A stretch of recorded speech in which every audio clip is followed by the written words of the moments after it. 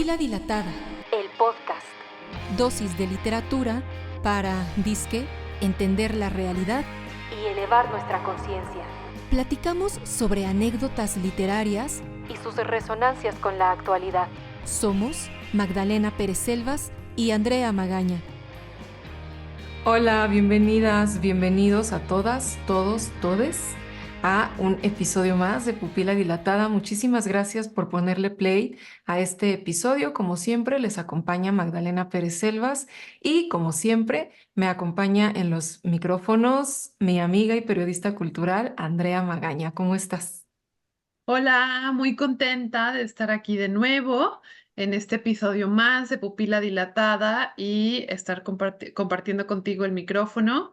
Creo que el tema del día de hoy, bueno, tal vez quizás siempre lo digo, pero es un tema que me emociona bastante y que ya hacía falta que tocáramos y que habláramos al respecto. Así es, a mí también me emociona mucho este tema. Nos estamos refiriendo a que el día de hoy vamos a platicar de 1984 de George Orwell y las distopías que vivimos hoy en día. George Orwell la escribió por allí de 1948 más o menos. Ahorita vamos a platicar de eso. Entonces, imagínense que lo que platica en esta novela, o sea, qué nivel de profecía, porque un montón de cosas las estamos viviendo hoy y son de veras distópicas que a mí me tienen fascinada, pero al mismo tiempo aterrorizada. Son unos de los temas que más me han interesado investigar y leer y ver cómo se desarrollan últimamente. Entonces, bueno, pues se nos ocurrió que para poder hablar de eso, que vivimos muy en la actualidad, pues nada mejor que esta novela y este autor. Así es, que es una novela que continúa siendo vigente, una crítica que ya lo estaremos platicando al totalitarismo, al control, a la falta de libertad, libertad en todos los sentidos, ya sea de expresión física. Entonces es un poco también de lo que estaremos hablando, pero creo que para poder entender 1984 hay que entender un poco, aunque sea brevemente, quién es George Orwell. George Orwell en realidad es el seudónimo George Orwell. Su nombre en realidad es Eric Arthur Blair y nació en el RAC británico el 25 de junio de 1903. Muere en Londres en enero de 1950. George Orwell es conocido por ser un novelista, periodista principalmente, ensayista y crítico británico que nació en la India, pero luego, junto con su familia, pues regresan a vivir a Inglaterra. También es importante mencionar que su padre pues, fue un funcionario del gobierno imperial, por lo tanto y por eso nació en la India, aunque luego regresa a Inglaterra, de donde es su madre, y su familia es quien le mete este gusanillo de la lectura y le alienta pues a continuar con la escritura, a seguir como esta intuición que veían que su hijo tenía. Entonces creo que también esto es muy importante para él, para poder desarrollarse, aunque posteriormente pues su vida es un poco accidentada en realidad. Obtiene una beca para estudiar en el colegio de Eton, en donde Aldous Huxley fue su profesor durante este curso, que a mí me encanta Huxley y ya lo estaremos mencionando. Renuncia a seguir sus estudios universitarios, se enrola en la Policía Imperial que sirve en Birmania durante 5 años, y pues justamente todo esto, claro que también influye en su pensamiento, en su cosmovisión, por ser testigo de atrocidades cometidas por sus compañeros de armas, y esto provoca pues que él tenga que renunciar a la Policía Imperial, ¿no? Todas estas situaciones y el momento en el cual él estaba viviendo lo llevan a tener una conciencia social, que creo que esto es lo importante, que esta conciencia social se ve reflejada dentro de su obra. Hablar al respecto, pero también porque él por una temporada vive en la pobreza.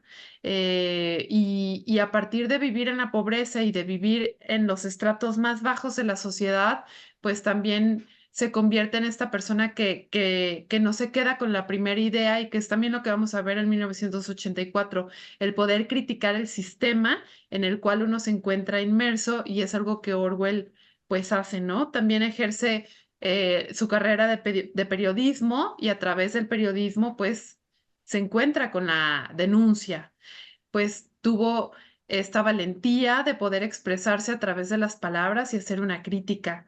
Por ejemplo, en 1984, cuando lo tardó y no lograba publicarlo porque justamente pues era una crítica a la Unión Soviética y en ese momento pues escribir, no sabían cómo iba a ser la situación política, qué era lo que iba a pasar y pues nadie se atrevía a publicar el libro, ¿no? Pero él sí decía, pero sí se atreven a criticar a Churchill, por ejemplo, ¿no? Los ingleses sí nos atrevemos a hablar de lo que tenemos aquí frente a nuestras narices y a criticar a nuestros propios políticos, pero no podemos hablar sobre lo que está sucediendo al otro lado y no me publican porque, pues por el miedo y también por el terror, ¿no?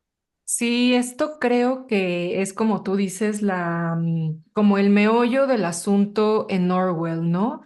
Observar la realidad, observar su contexto político y social y desarrollar muy, muy abiertamente un pensamiento socialista que se decanta en su obra, que sin embargo no lo exenta de criticar cómo deriva el estalinismo y lo que sucede en la URSS, y que lo va a criticar en su obra, digamos, periodística, pero también en su obra literaria, ¿no? Como en Rebelión en la Granja, que es otra de sus muy famosas obras, en donde habla muy abiertamente de cómo un sistema socialista puede derivar a un totalitarismo, ¿no? Y para mí, de manera muy peculiar, creo que 1984 a nivel literario, pues es su obra magna, pero esta es solamente mi opinión personal. Y pues vamos a contarles un poquito de qué trata sin hacerles spoilers, pero pues para que se les antoje, para que se queden picados, para que vayan a leerla. Y básicamente lo que George Orwell cuenta aquí, pues es un pedazo de la historia de Winston Smith, es el protagonista. Él vive en esta zona que se le conoce. Para empezar, les tengo que decir que obviamente es una novela distópica, futurista, ¿no? Em, entonces, vamos a ver que son estos años en que George Orwell desarrolla esta historia, pero por el título, ustedes ven que para él 1984, o sea, unos 30 años después de lo que él está viviendo, se imagina que ya vamos a poder estar viviendo esta realidad. Y quizás no sucede para 1984, pero sí sucede para 2024, esta misma época que estamos atravesando, muy, muy actualmente, ya podemos ver muchas de las cosas que cuenta George Orwell. Entonces les decía, Winston Smith vive en este lugar que se conoce como Oceanía, que está en guerra con otra zona que se conoce como Eurasia, y básicamente él trabaja en el Ministerio de la Verdad, lo cual es muy chistoso porque lo que hace es recrear artículos y literatura del pasado, casi casi que reescribirla, recortarla, censura por acá, le añade por acá, para que toda esa historia se adecúe con el presente. Pero el lugar en el que trabaja se llama Ministerio de la Verdad. Entonces, el lugar en el que él vive está controlado por el partido y está controlado por la policía del pensamiento. Y esto es lo que se me hace cañón, Andrea. ¿Cuál es el lema de este periodo en el que vive Winston Smith? El gran hermano te vigila y está por todos lados. Entonces, también existe en el imaginario colectivo un tal Goldstein, que es el enemigo del pueblo, es el revolucionario, tiene un libro por allí publicado que está prohibido. Existe la idea de la hermandad, que es una resistencia, ¿no? Son unos rebeldes, pero todo eso, como les digo, existe en el imaginario colectivo porque es una sociedad altamente vigilada y altamente controlada. Winston Smith, estas son las primeras páginas. En su departamento se busca un lugarcito, un rinconcito en donde las pantallas, en este caso es una sola pantalla que vigila a los ciudadanos, no lo alcancen a ver. Y en este rinconcito que se encuentra escribe un diario. Y como que este atrevimiento va a ser el que va a desatar un poco los hechos de la novela, los hechos de su propia conciencia, porque entonces él empieza a escribir en este diario lo que está viviendo, que le parece extraño, todo este control, cómo se está sintiendo él, y de repente se da cuenta que ha escrito abajo el gran hermano. Entonces, imagínense en esta sociedad controlada donde te están diciendo el gran hermano te vigila y tú casi que sin querer queriendo estás escribiendo esta cosa como que súper revolucionaria, pues ahí es donde Winston se empieza a dar cuenta de que pues igual y no está tan de acuerdo con las cosas tal y como están y empieza a cuestionar. Otra cosa que les puedo contar rápido y ya para no contarles más spoilers es que en su trabajo hay dos personajes clave que son Julia y O'Brien.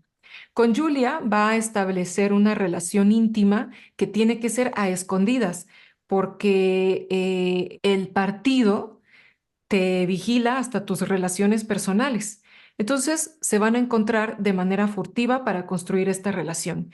Y O'Brien construyen una relación de amistad que más adelante, ya eso sí, ya no se los voy a contar, vamos a ver en qué va a terminar. Y lo que les quiero contar de O'Brien es que él se dedica a estudiar la neolengua. Y eso también me parece muy interesante porque es esta nueva lengua literal em, pensada científicamente para controlar la mente.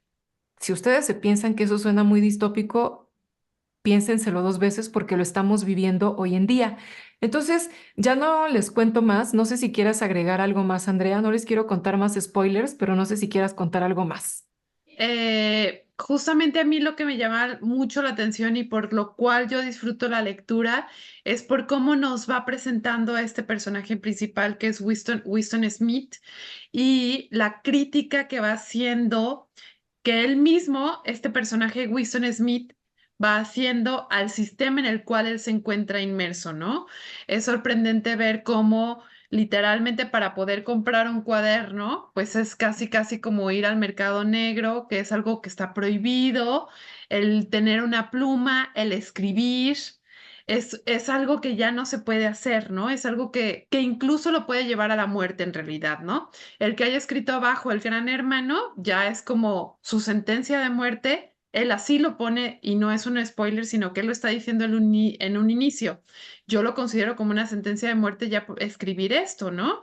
Empieza a ser sincero con él mismo y a cuestionarse en el mundo en el cual está, porque incluso el pensar está prohibido, ¿no? Tenían este lema, la guerra es la paz, la libertad es la esclavitud, la ignorancia es la fuerza. Y justamente ir en contra de esto, pues era ir en contra del sistema, era ir en contra del partido y del gran hermano, ese que siempre te está vigilando. Y él se da cuenta de que la realidad está siendo falseada. Y como tú bien decías, es una distopía. ¿De dónde viene distopía? Nada más como para aclarar, que de seguro ya lo deben de tener ustedes por ahí. Viene de la utopía, de la palabra utopía, el lugar que no existe, que ya lo conocemos, de Tomás Moro, y la distopía se describe justamente pues lo contrario a la utopía, ¿no? La utopía es este lugar feliz, este lugar al cual se quiere alcanzar, y la distopía pues es todo lo contrario. Se describe donde se describe una sociedad opresiva, cerrada de sí misma, bajo un gobierno autoritario, que es justamente lo que estamos viendo en 1984, que es el peor de los mundos, en Ujú. realidad. ¿Y cuáles serían esos comparativos que nosotros incluso podemos hacer en la actualidad? Porque nosotros ya estamos siendo vigilados, ¿no crees? Súper vigilados. Es el tema de que les queremos hablar y como les decía, es de los temas que a mí ahorita me tienen muy fascinada y muy aterrorizada. Les quiero leer algunas citas de la obra, obviamente, que están cañón, pues están cañón, porque estamos ante un autor que está viendo su propia realidad la está criticando, está viendo más o menos a dónde podemos ir si continuamos así, y la cosa es que hemos llegado allí o no hemos cambiado demasiado. Dice, a largo plazo, una sociedad jerárquica solo es posible si se basa en la pobreza y la ignorancia. Entonces, un poco lo que está planteando el partido es, si los pobres, que le llama los proles, ¿no? George Orwell, se cultivan, leen, observan, aprenden, pues se van a dar cuenta, van a crear conciencia, se van a dar cuenta que las minorías privilegiadas no sirven de nada y que ellos, siendo una gran mayoría, pueden acabar con las minorías.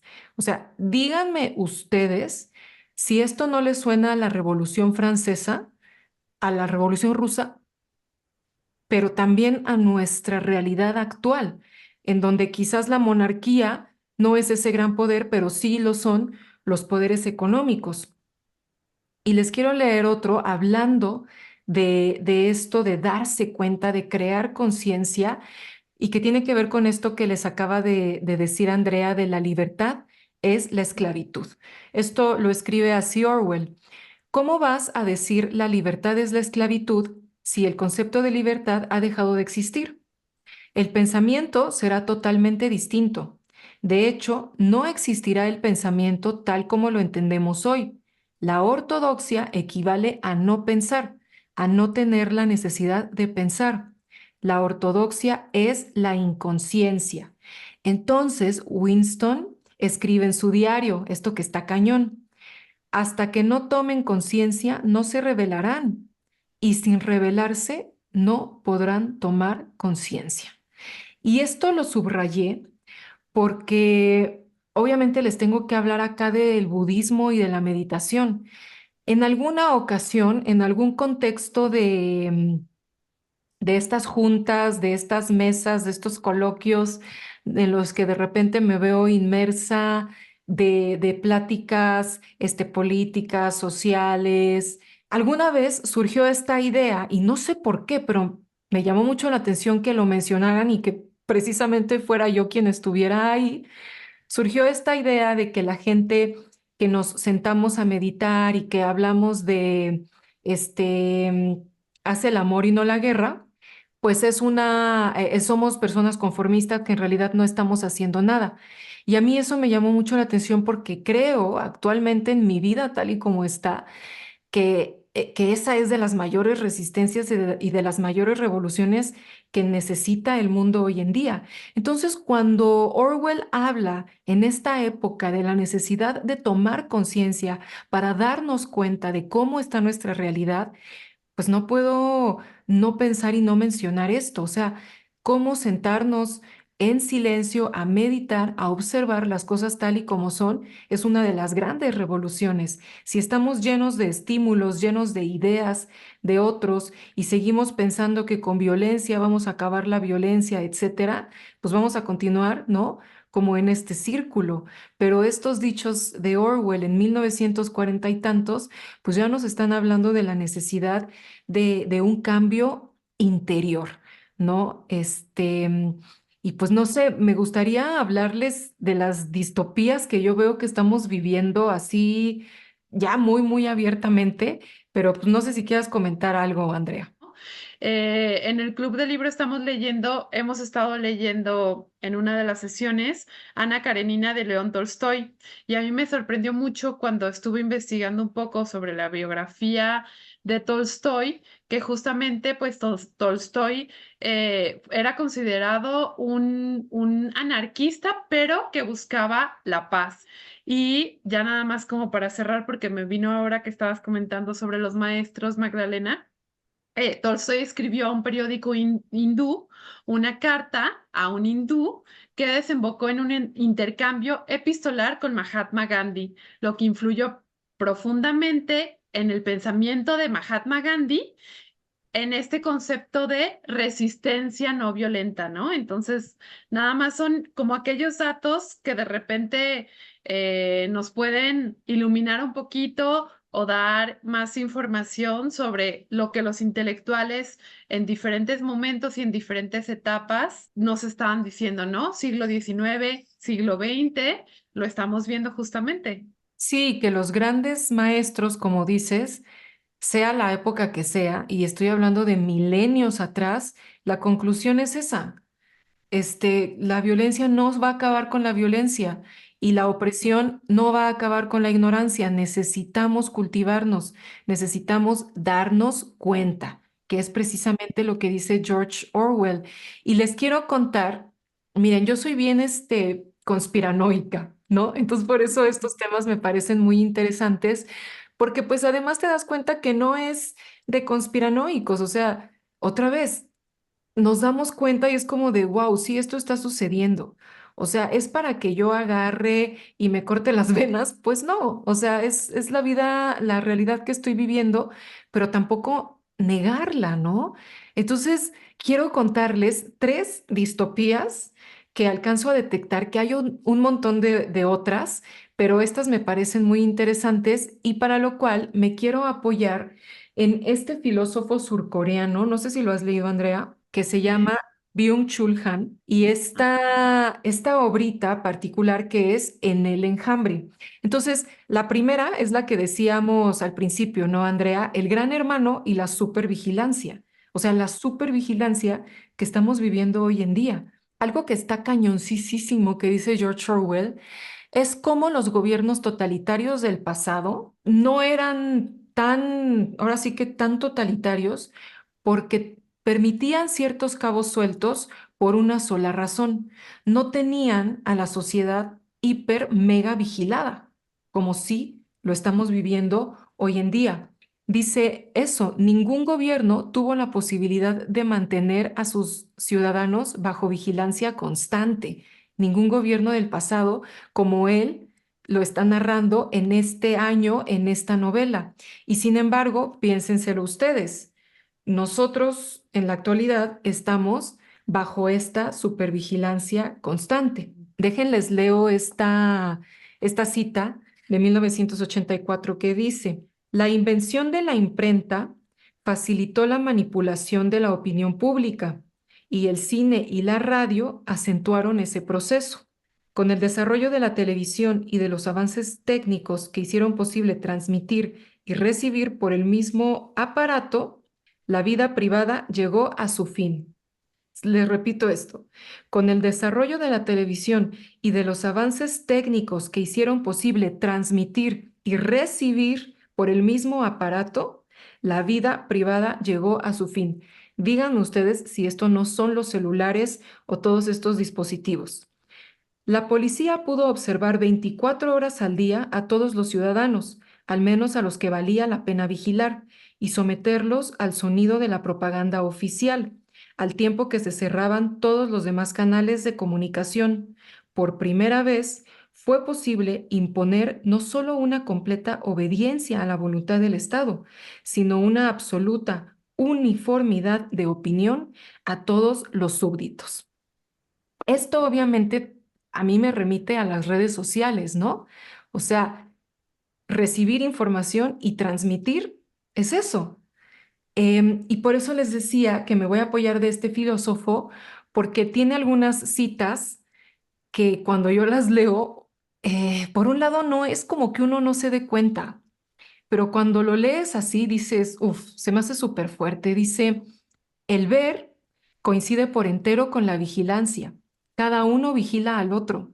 Cada uno es gran hermano y prisionero a la vez. O luego, este Internet de las cosas consuma la sociedad del control. Nos observan cosas que nos rodean. Ahora nos vigilan también las cosas que usamos en la vida cotidiana. Si ustedes tienen prendido de tiempo completo a la Siri, a la Alexa, la aspiradorcita esta que también está conectada, el refrigerador inteligente, las casas inteligentes, los edificios inteligentes, las ciudades inteligentes, dime si no, Andrea, son las ciudades en donde vive Winston Smith. Justamente, hace no mucho estaba en mi celular y de repente me sale sugerencia de no sé qué, y yo era algo que había estado pensando que quería buscar. Y me quedé así como en shock porque dije, de seguro dije algo que de repente la Siri ya te quiere responder y resolver las dudas. Y ahí fue cuando yo me cuestioné en qué momento está la parte privada que uno puede tener y la parte pues en la que ya el celular te está resolviendo, te dice, ya te aparece, en tantos minutos llegas a tu casa. Y yo, pero bueno, ya sabe que a esta hora es cuando me traslado del punto A al B. Es decir, estamos entregando en realidad toda nuestra información, que era algo que justamente Orwell en 1984 ya nos estaba diciendo, ¿no? Esta parte que tú decías, por ejemplo, de que el otro es el que nos ve y el que nos está vigilando, pues es algo que sucedió a lo largo de la humanidad en diferentes estructuras totalitarias. Por ejemplo, no sé, con la Inquisición los vecinos se echaban unos a otros. En la Segunda Guerra Mundial también, cuando estaba la persecución a los judíos, unos se echaban en contra de los otros. Es decir, siempre estaba como esta parte como el vecino, tenerle miedo porque es el que nos va a denunciar. Y aquí con Winston Smith, creo que es en el segundo capítulo, por ejemplo, cuando tiene un breve encuentro con los vecinos, se da cuenta que los hijos de sus vecinos en un futuro pues son potenciales denunciadores de sus propios padres. Es decir, en esta sociedad incluso los padres le temen a sus propios hijos porque en un futuro sus hijos son los que los pueden mandar y acusar y que terminen pues prácticamente en la muerte, ¿no? Entonces, es este terrorismo que se empieza a vivir.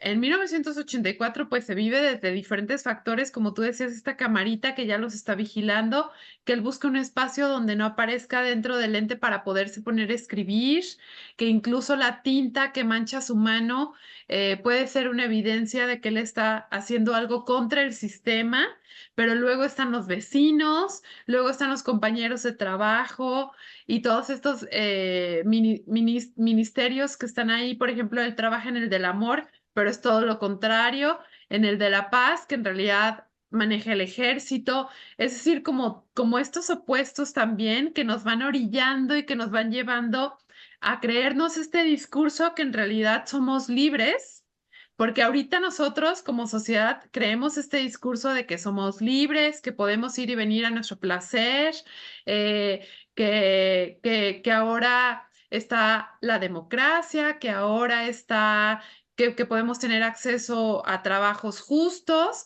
pero en realidad que no, nos estamos creyendo este cuento, que creo que también es un poco lo que en 1984 Orwell está criticando, que nos creemos lo que nos dice el sistema y no nos cuestionamos. Justamente creo que en el fondo es esto y que en la actualidad lo estamos viviendo. Con mis alumnos de prepa, que les doy clases a algunos alumnos, por ahí tengo algunos grupos, estamos hablando de estos temas justamente, ¿no? Y hoy les estaba enseñando un video que fue hecho en los 90s, en donde te habla como el capitalismo y lo que te ofrece y que somos libres de decidir en qué vamos a trabajar. Y es como un anuncio casi eslogan norteamericano, que somos libres porque ya podemos decidir entre un trabajo y otro, ya podemos decidir de quién nos vamos a enamorar, pero en realidad la crítica de fondo pues es que no lo están vendiendo, pero no lo tenemos. Exacto, exacto. Y aquí entras a las otras dos distopías que les quería contar justamente, que es la recolección de datos y la manipulación del pensamiento. O sea, son dos cosas que cuenta Orwell y que tú dices, pues, no sé, quizás en aquel entonces o un poquito posterior, la gente que leyó la novela ha de haber dicho, órale, ¿no? Pues está chida la novela de ciencia ficción. Y nosotros ahorita, con todo lo que estamos viviendo, dices, no manches.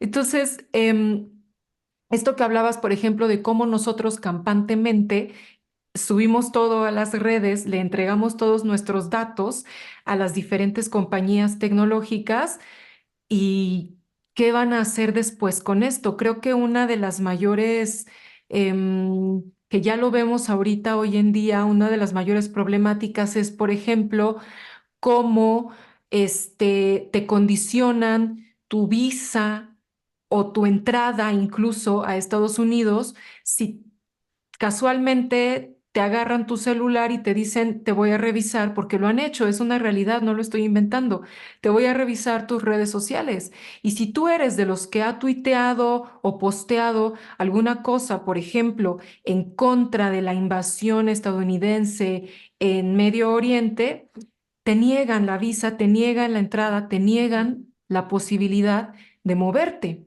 Ujú, Entonces, a través de lo que tú mismo entregas, ¿no? Ahora, por ejemplo, también estamos entregando y nos lo están pidiendo ya para todo los datos biométricos.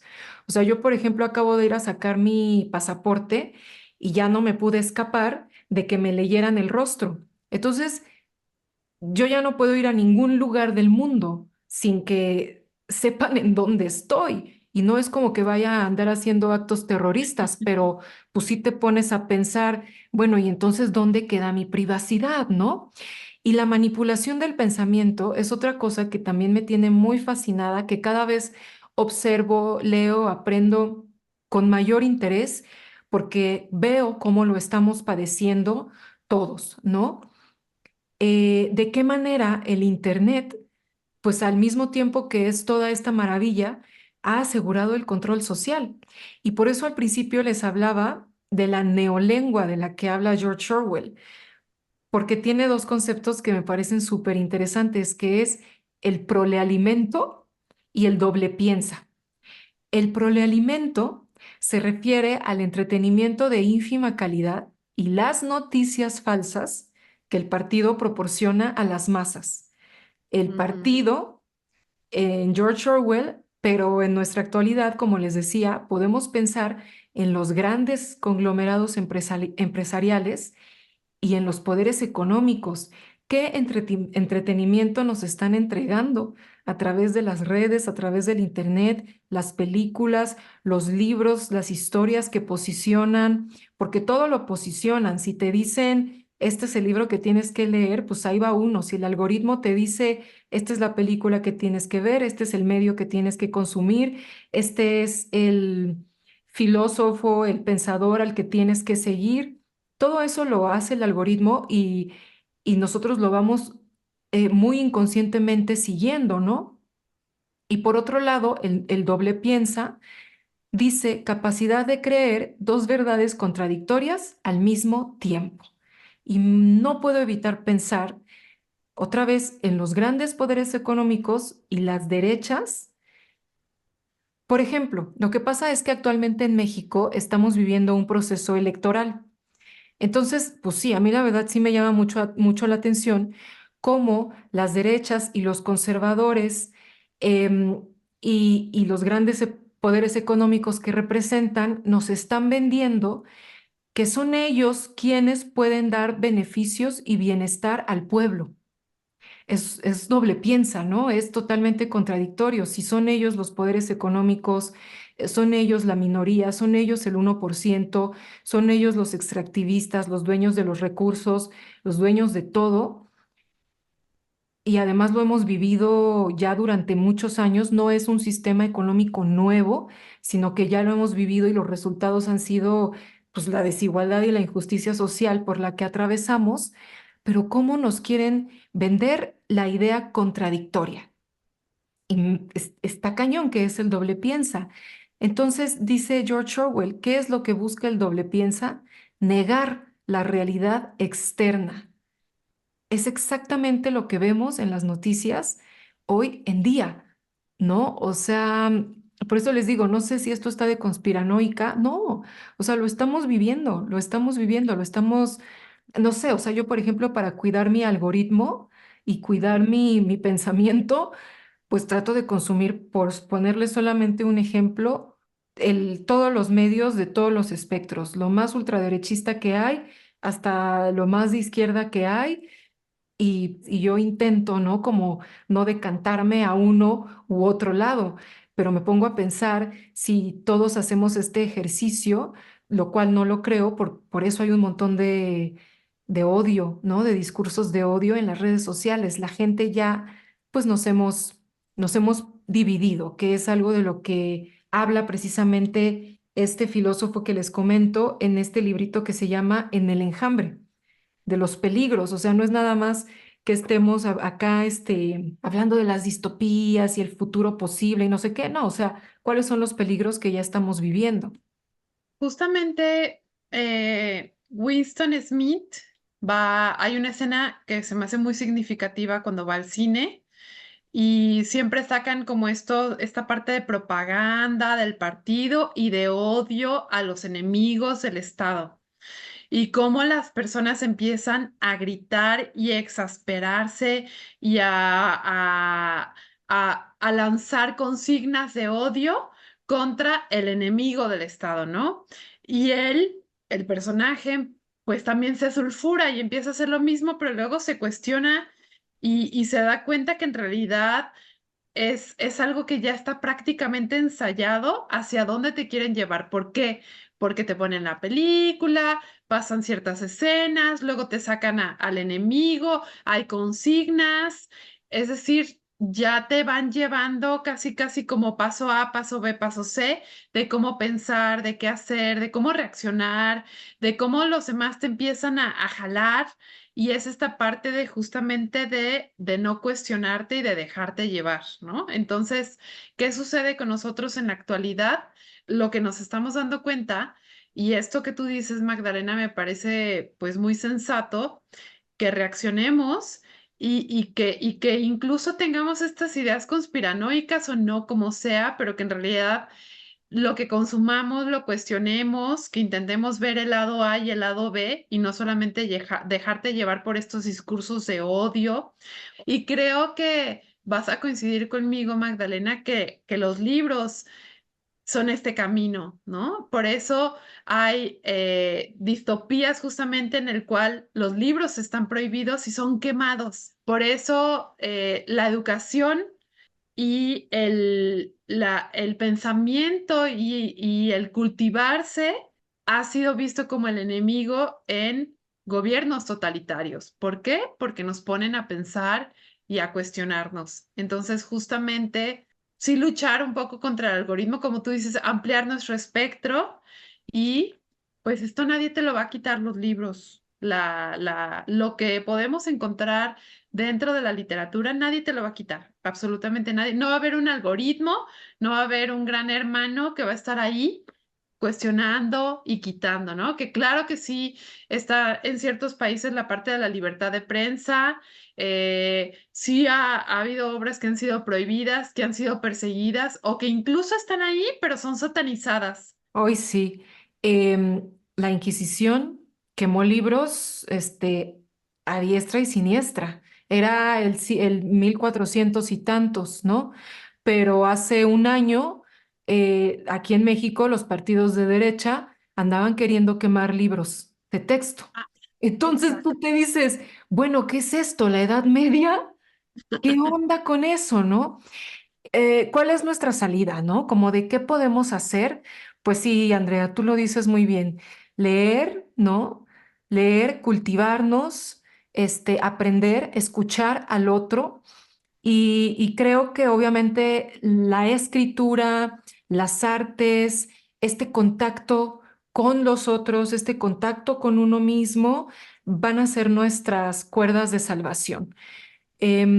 Por ejemplo, en este libro que les comento de En el enjambre, lo que cuenta este filósofo surcoreano es el enjambre digital. De eso habla. El enjambre digital consta de individuos aislados. Entonces, ¿qué es lo que buscan los grandes poderes? Pues precisamente polarizar, ¿no? Para que como sociedad nos rompamos, no hay diálogo, entonces es por lo tanto imposible acceder a las democracias, que precisamente es una de las grandes falacias, tú ya lo habías mencionado, Andrea, que vivimos en la actualidad. O sea, realmente vivimos democracias, realmente vivimos en libertad. Este mismo libro dice, hoy cada uno se explota a sí mismo y se figura que vive en libertad. Y si se fijan, sí, o sea, otra vez, con la llegada de los dispositivos digitales, de las redes sociales, de los influencers, del trabajo a distancia, pues nos encontramos trabajando de lunes a domingo las 24 horas.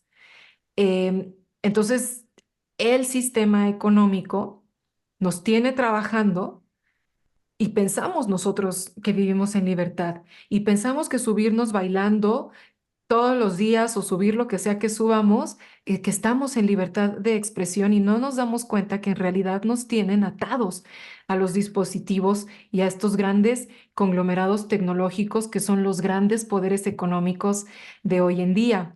No sé si tú te has leído a Kierkegaard, Andrea, tiene Ujú, este libro que se llama Temor y Temblor, ujú. en donde Kierkegaard está escandalizado por la llegada de la máquina de escribir, porque él dice, ¿cómo, no? Si es el cerebro, la mente y el espíritu en conexión con la mano y la escritura a mano, pues como se crea el arte de la escritura, como entramos en silencio, como entramos en concentración, nos detenemos a pensar, es así como escribimos. Pensamos, reflexionamos. Entonces, ¿qué va a pasar ahora que llegó la máquina de escribir? Bueno, pues Kierkegaard no se imaginaba que iba a llegar la pantalla digital y la tecnología digital que vamos a dictar, o ahora que llega la inteligencia artificial, ya nosotros no vamos ni a hacer nada. Y es peligroso, es peligroso. El ser humano es en contacto con los demás y en contacto con uno mismo y en contacto con las artes y en contacto con el entorno como se desarrolla el espíritu, el sentido, el pensamiento. Entonces, ¿cuáles son los resultados cuando hacemos todo lo contrario? Cuando hacemos aislamiento, cuando no desarrollamos el arte, cuando no nos conocemos a nosotros mismos, pues un poco la sociedad en la que vivimos.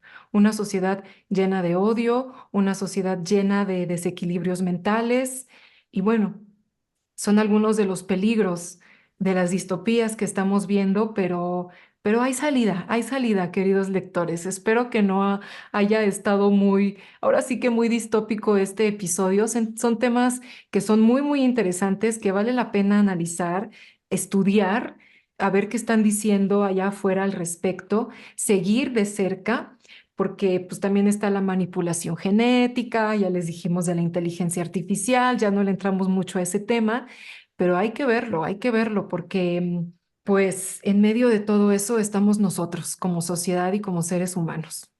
Y esto que decías de que ya no vamos a alcanzar como a tocarlo de lleno, pero que quede ahí como esta invitación también a cuestionarnos la inteligencia artificial, con esto de que ya un libro casi casi se puede escribir sabiendo escribir comandos a la inteligencia artificial para poder crear una obra. ¿Dónde queda nuestra libertad de pensamiento, no? Creo que este episodio, Magdalena, más que ser demasiado distópico, creo que aparte de eso, nos invita justamente a buscar, a pensar, a usar nuestra mano, nuestra pluma y a ir en contra de estos de una manera pues también orgánica, ¿no? Y yo les invitaría justamente que leyeran 1984 de George Orwell. También les invitaría a que leyeran Un Mundo Feliz de Aldous Huxley, que me encanta y justamente también es otra distopía tremenda. Fahrenheit 451, este libro que les comentaba de Ray Bradbury, donde los libros se quemaban y estaban prohibidos y eran el peor enemigo. Leamos. Esta es mi invitación. Sí, se nos quedan algunos temas en el tintero porque se nos acabó el tiempo, pero yo digo, Andrea, que hay que hacer una segunda parte de este tema porque vale la pena, por ejemplo, con Aldous Huxley, hablar de la manipulación genética. Por un lado nos parece fascinante, pero por otro lado, pues tiene un montón de aristas que cuestionar.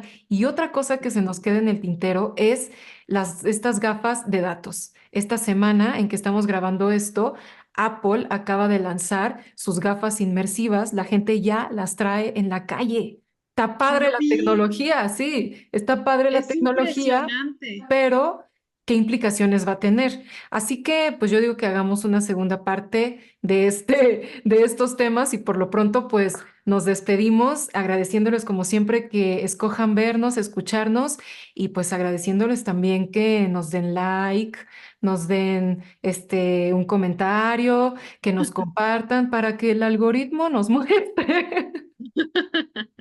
Exacto, que el algoritmo juegue a favor de nosotros y que gracias a ustedes que nos comparten y que comentan, pues nos ayudan a ir luchando en este camino. Así es, así que pues muchas gracias, les agradecemos mucho y muchas gracias, Andrea. Nos vemos pronto. Igualmente, muchas gracias, hasta pronto. Si te gustó este episodio de Pupila Dilatada, compártelo. También te invitamos a que nos sigas en redes sociales. @_soy Magdalena y @la tertulia de Minerva.